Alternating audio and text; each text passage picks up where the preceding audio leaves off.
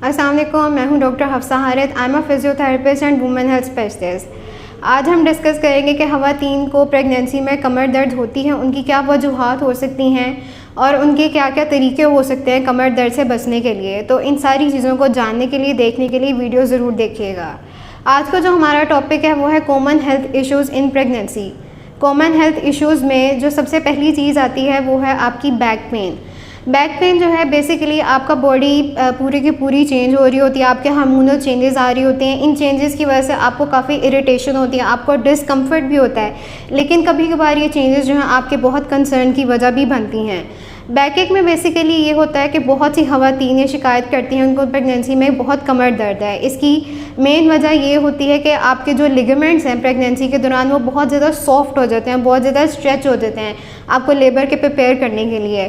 तो जब ये लिगामेंट्स सॉफ्ट हो जाते हैं तो वो जो है वो स्ट्रेन डालते हैं।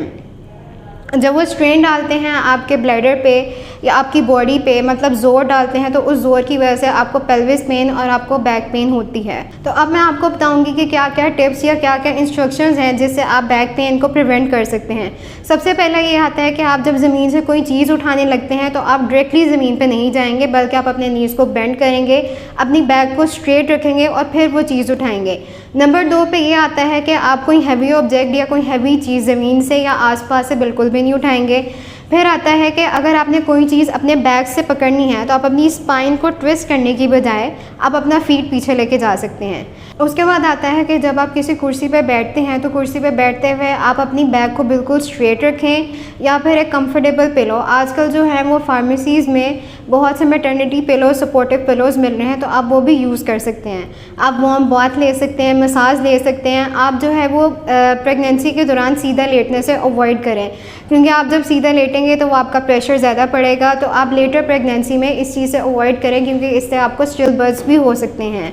उसके अलावा आप एक्सरसाइज करें। बैक की एक्सरसाइजेज होती हैं, आपकी लिटिल बिट स्ट्रेचिंग होती है जो कि आपकी बॉडी मसल्स को टोन रखती है। तो जब वो टोन होंगे तो आपको लेबर में भी हेल्पफुल होंगे और आपकी जो बैक एक है वो भी आहिस्ता आहिस्ता कम हो जाएगी।